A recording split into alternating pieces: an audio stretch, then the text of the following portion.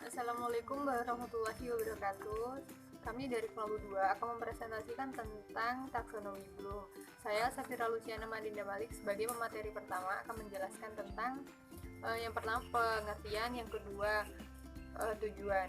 Yang pertama yaitu pengertian taksonomi. Taksonomi menurut KBBI yaitu klasifikasi ilmu kaidah dan prinsip yang meliputi pengklasifikasian objek.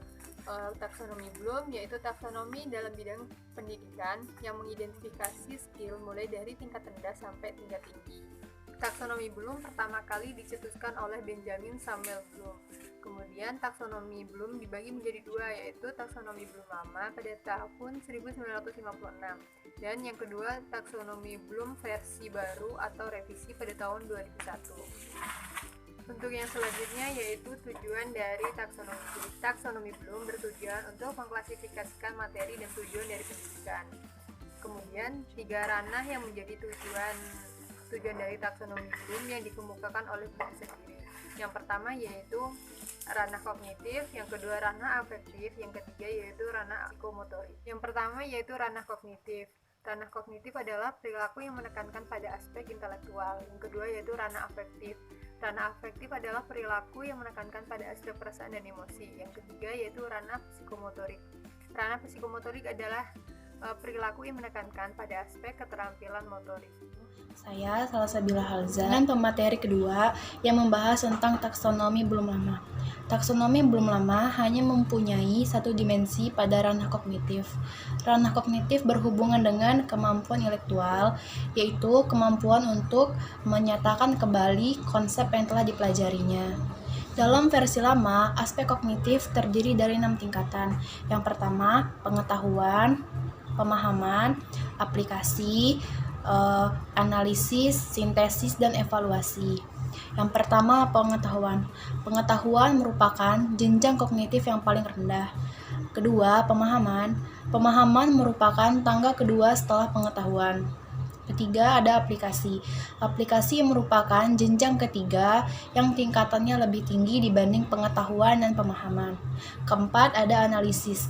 Di tingkat analisis, seseorang mampu menganalisis informasi yang masuk dan membagi ke dalam bagian yang lebih kecil untuk mengenali pola atau hubungannya dan dapat membedakan faktor, penyebab, dan akibat. Kelima, ada sintesis. Sintesis yaitu mampu menyusun kembali bagian-bagian dalam satu kesatuan yang baru.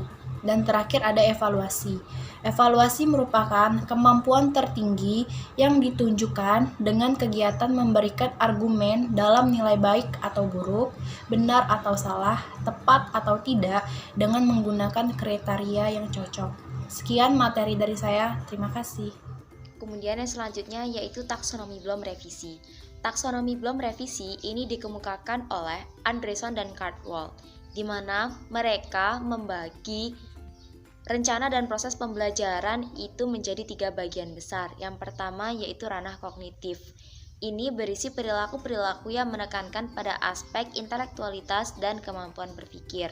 Yang kedua yaitu ranah afektif, yang berisi perilaku-perilaku yang menekankan pada aspek perasaan dan emosional. Yang ketiga, ranah psikomotor. Ini berisi perilaku-perilaku yang menekankan pada kemampuan motorik atau gerak anggota badan. Nah, kemudian pada ranah kognitif ini, Anderson dan Caldwell membagi menjadi 2 dimensi, yaitu dimensi pengetahuan dan dimensi kognitif. Nah, pada dimensi pengetahuan itu ada faktual, konseptual, prosedural, dan metakognitif. Nah, yang pertama faktual yaitu pengetahuan yang berisi fakta-fakta. Yang kedua konseptual yaitu pengetahuan yang berbentuk kategorisasi, generalisasi, prinsip, dan klasifikasi. Kemudian yang ketiga yaitu prosedural, yaitu pengetahuan tentang tahu bagaimana cara untuk melakukan sesuatu. Yang keempat yaitu metakognitif. Ini merupakan pengetahuan tentang pemahaman terhadap sesuatu hal dan juga proses berpikir. Kemudian yang kedua itu ada dimensi kognitif. Ini berisi mengingat, memahami, mengaplikasikan, menganalisis, mengevaluasi, dan mengkreasikan atau menciptakan. Nah, kemudian tujuan atau alasan diadakannya revisi terhadap taksonomi belum lama itu karena adanya kebutuhan mengarahkan kembali fokus para pendidik pada handbook dan memadupadankan pengetahuan-pengetahuan dan pemikiran-pemikiran baru ke dalam sebuah kerangka kategorisasi tujuan pendidikan.